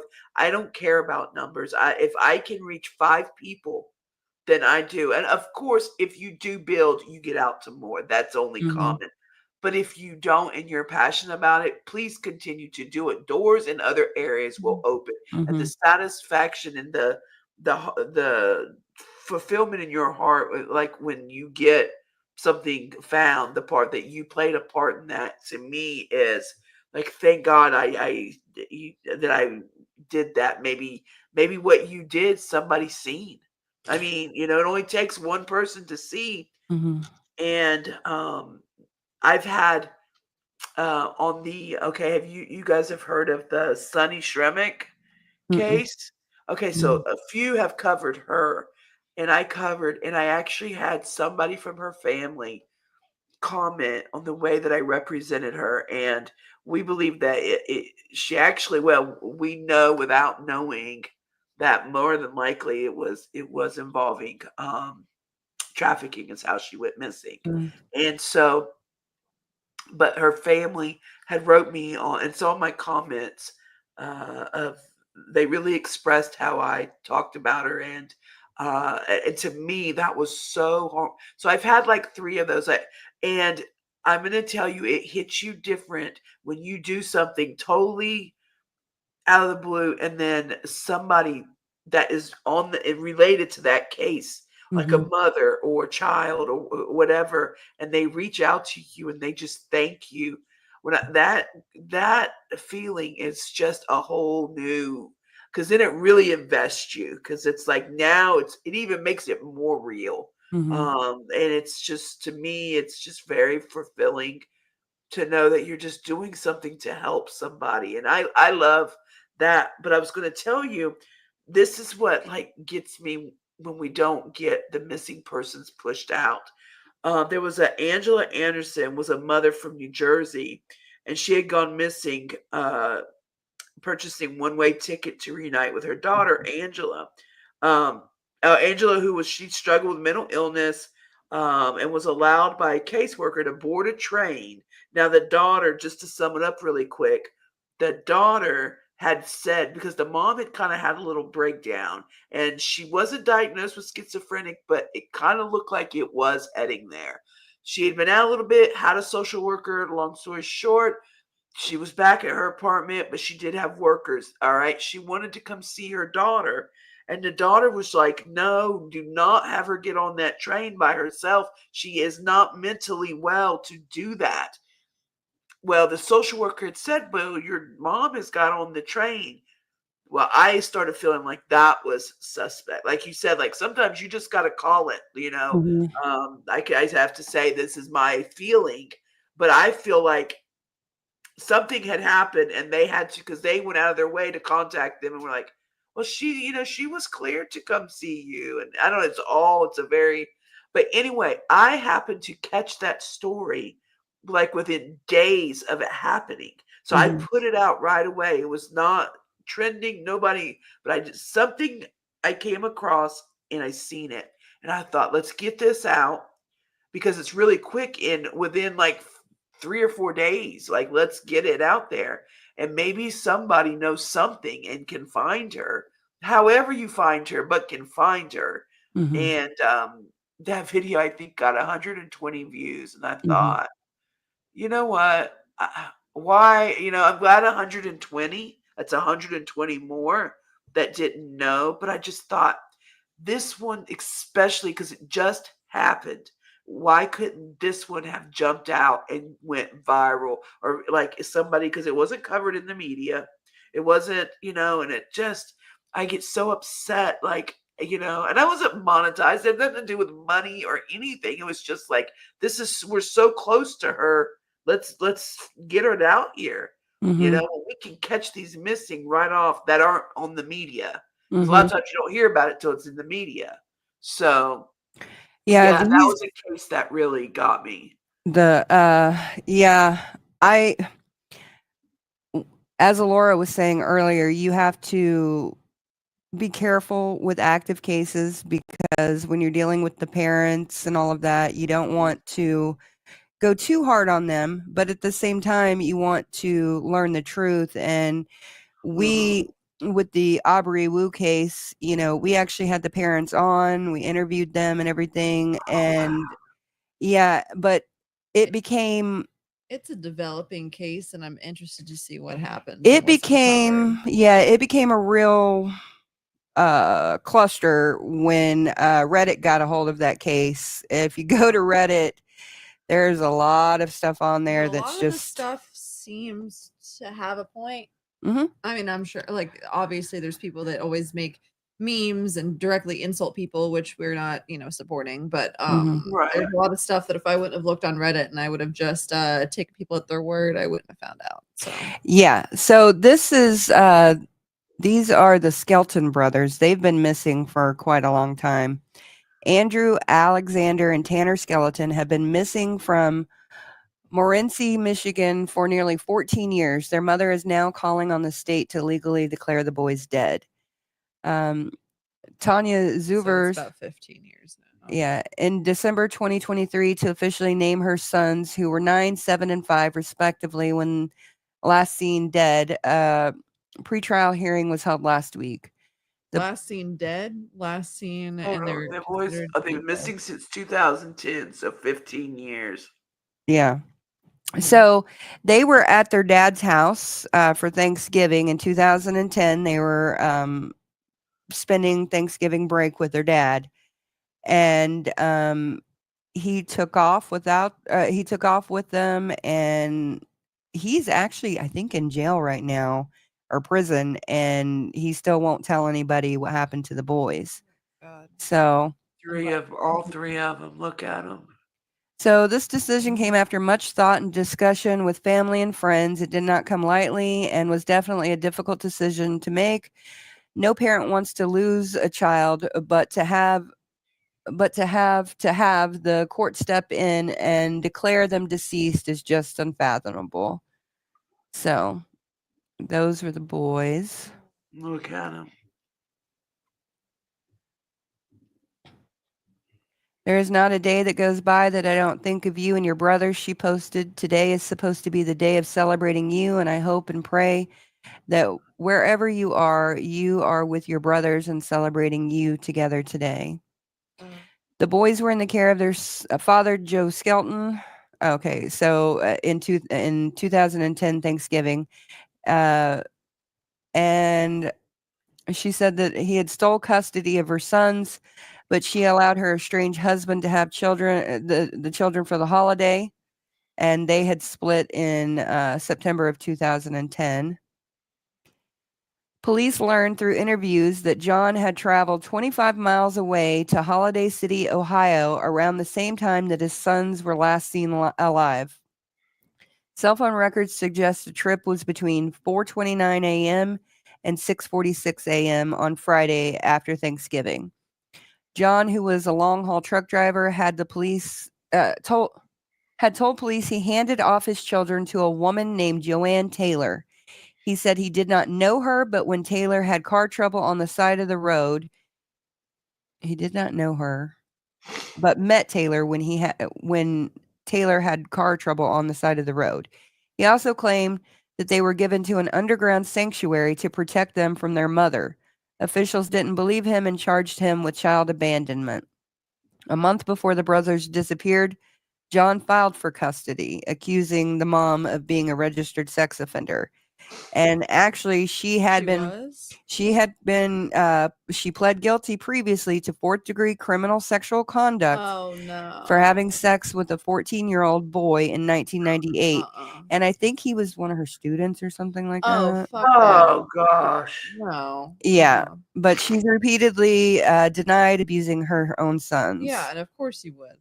So in 2018, John told local news stations that he gave the boys to 2 women and a man who planned to take them to a farm in Ohio. He still has not identified the said organization. Court documents allege that John searched online about how to break a neck a week prior to his son's vanishing. John pled no contest to 3 counts of unlawful imprisonment in September of 2011, and he was sentenced to 10 to 15 years in prison and is scheduled for release November of 2025. That's gross. Yeah. So he's scheduled for release. 2025, this November. Sounds like 2 pieces of shit found each other. Well, Susan Smith, she didn't make her parole. Yeah. But no matter what, she will be out. in 10 because she got 40 years, you know, so with parole, like life with parole or life with, you know, With your kids off. so her 40 years, she's done 30. Her 40 years will Drowned be them. up Yeah, drown the kids. in Or 10 drove them off years. the bridge, right? Or Drove is that him into a something else? lake or a Drove him into a pond. lake. Yeah, and that Mhm. was here in South Carolina. And when did you say she's getting off?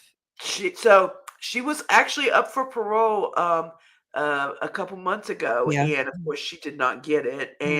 But no matter what, I mean, she'll get out at 40 years. So that will be in 10 years, 9 years. Mhm. And I mean, she looks pretty healthy, and I mean, you never know, but you know, and that's sad because so she will get out no matter what. They Mhm. didn't give her. I'm surprised she didn't get life Yeah. without parole. Yeah. It's just like with Carla Homolka, the chick in Canada that was a serial killer. It was the Ken and Barbie killers. Oh yeah. She's out. Yeah. And she was actually a member of the PTA for a little while. You're joking. No. Oh my god. No. No. Well, like the Green River Killer, Mr. Boy Scout leader, and BTK. I mean, Yeah. Mm-hmm. and it's just so, and that's why these are so important. And so, like, you know, like I said, everybody does what they want to do and what their passion is, and but like if people don't like, and I ended mine saying, you know, we are powerful. When we work together, look how quick like we shut Casey Anthony down. Like she attempted, and she was that was it. She just made an attempt, and she knew. And I think, why didn't we do this with Gypsy? Like if we just would have put our foots down, all of us. But hers was a little more intriguing because she wasn't a child involved. Well, with and Gypsy, it was more because everybody thought that she was abused. Right. And you're not supposed to question an abuse victim, which, you know, I largely agree with for the most part. But it's like just too many things weren't adding up. And yeah, you know, that's what I say. It don't is, like and it's like if we could see hindsight, we would have done the same thing, you know. Yeah. And there's still some that don't feel like, you know, we all feel. So, and everybody still has it like, and that's why it just keeps going and going and going because, you know, there's some people, no matter what the circumstances, you cannot justify it doing what you did. Then there's some that's like, you haven't walked those shoes. You know, if what she's saying is true, would you do the same thing? You know, it's just so, it's just, but it's like, you know, I think when it started, the thing was that one, she had that year and a half of parole. So I think the deal is can we get her back in? You know, if we can prove that it was wrong. And I think a lot of people were hoping that was like they were watching her every move. So I got that.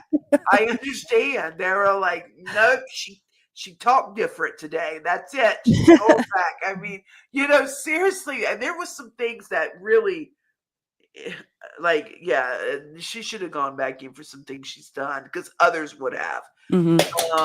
But now we're coming up where she's getting ready to even be off parole. I mean, and I think she's going to get real messy after that. And it's like, I don't even know now if it'll even, because I thought maybe after parole, it will kind of die down, right? Maybe people will focus more about Nick if they want to keep it going, because she's kind of done.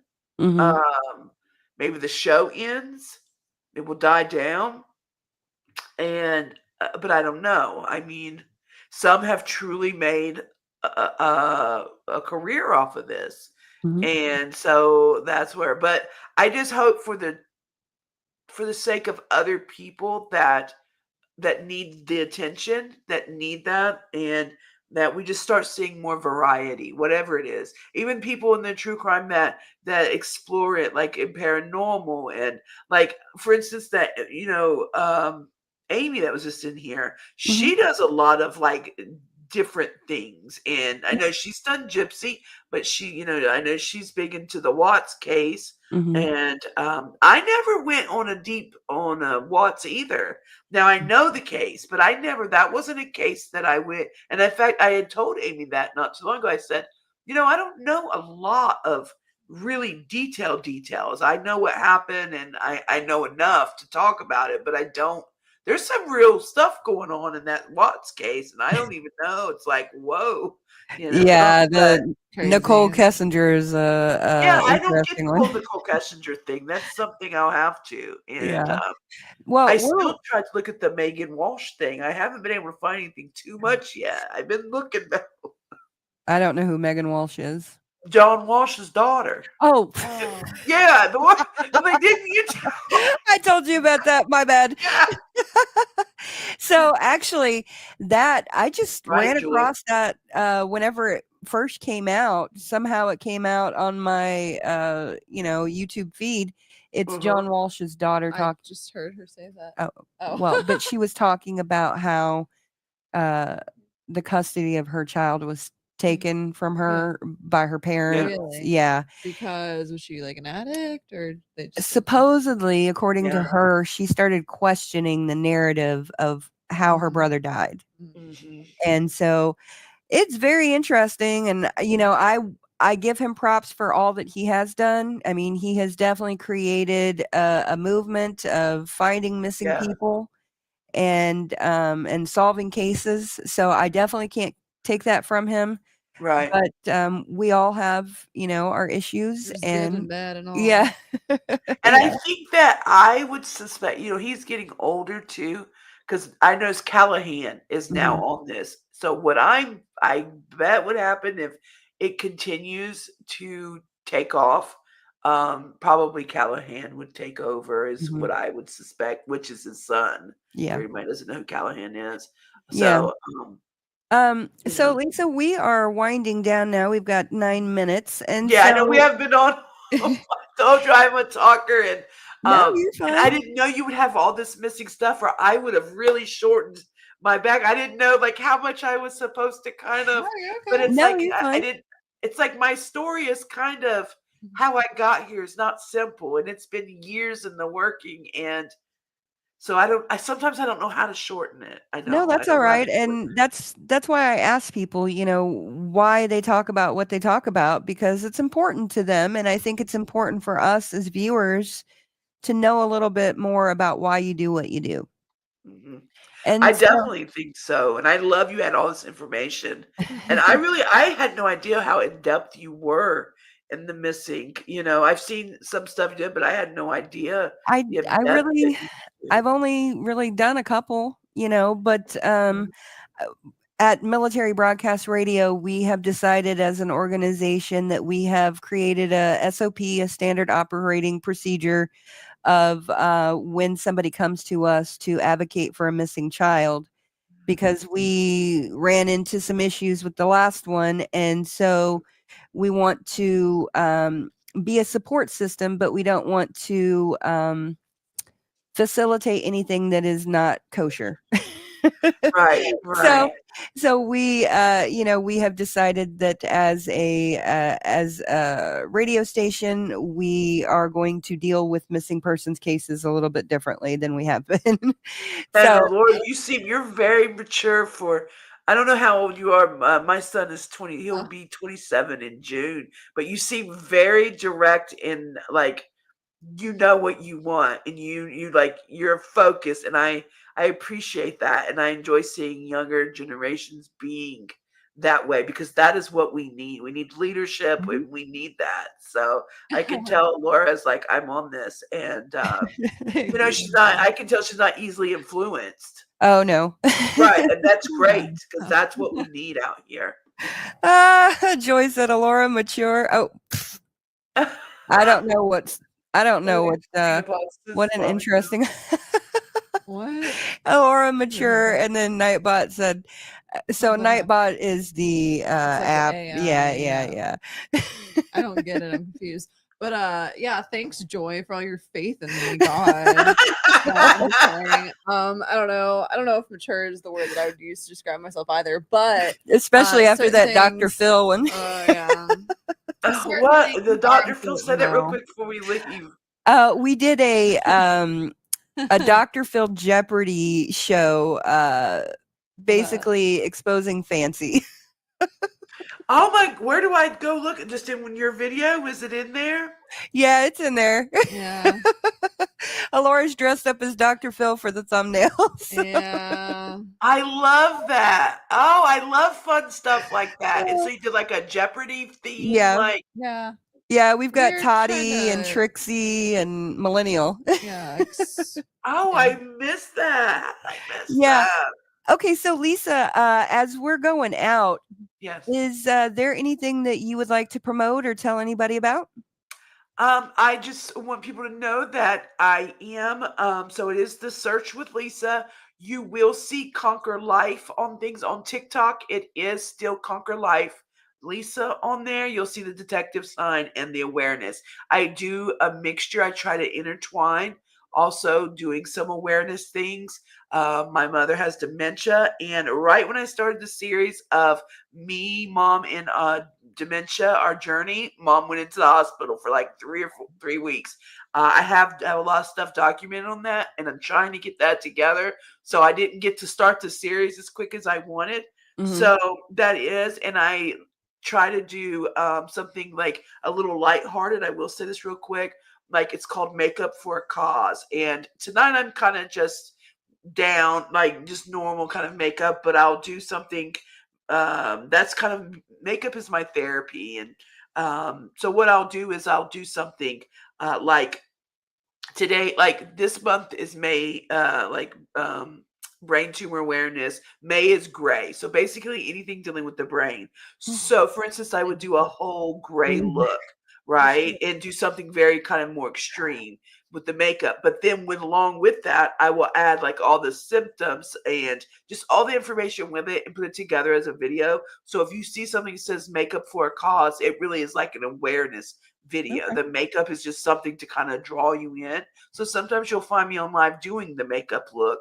But other than that, basically I started part-time with once a week, and I am now with my mom is really declining mentally. Physically, she's still great, but she really, like, there's days she doesn't know who I am, and so we are having more help, and I've been able to move in a private room now. So I will be going more full-time is my point, and more consistently. So the more we can grow, the better we are. And I hope to inquire, and put in, or not inquire, but intertwining more, having fun things. I enjoy a good game night, a fun night, doing panel talks, things like that. That's where I'm going. So like with you helping, assisting, there'll be, as I build, there'll be more. It took me a while on the other app, and switching apps, it's like you're starting all over. You will have some of your original supporters, but I tell people don't look at numbers, because if you have that tribe, it doesn't, you could have 1 million followers, but you won't have 1 million in your chat, I promise. So take care of the ones that are with you, and that's all I'm worried about. Okay. And I just really appreciate you guys having me up here. And really, I truly appreciate that. I've kind of felt like a lone wolf. So I'm very thankful for anybody that takes the time. Yeah, you're welcome, Lisa, and you are welcome anytime. And we do want to thank you for doing brain tumor awareness, because my husband has a brain tumor. So and his birthday's in May. Yeah. So there you go. Is it? Yeah. Wow. Now Well, it's non-cancerous, so it's in the meninges. So, but thank you very much for what you're doing, and we will hopefully have you back. I hope so too. You guys are doing phenomenal. So keep doing Thank it. you, Lisa. Have Thank a blessed you. night. Thank you. Have a good All one. right. Thank you. Okay. Good night, Bye. everybody. And thank you, everybody, for staying with us and bringing light to all of these missing children. It's extremely important, and missing people, not just children, but children are definitely more more my thing. I definitely resonate more with that. So yeah, definitely. They have their whole lives ahead of them. Mhm. Also, Joy, sorry that our Nightbot was bullying you in the comments. I don't really know why you putting emojis in the chat mattered. I don't know either. Thanks for the engagement, but yeah, I don't know what the issues are. Thank you so much. So I pray that you all have a blessed day, a blessed night. Whenever you're watching this, that you go out and do something important to change the world. So thank you once again. Bye, everybody. Have a good one. Ladies and gentlemen, thank you for tuning in to Military Broadcast Radio. As we wrap up today's show, we want to remind you that the podcast of today's episode will be available right after we go off the air. So if you missed any part of the show or want to listen again, be sure to check it out. And remember, we're here to support and honor our veterans. Your stories and experiences matter, and we are committed to giving you a platform to share them. That's right. We're here to give our veterans a voice. So don't forget to catch the podcast and stay connected with us. Giving our veterans a voice.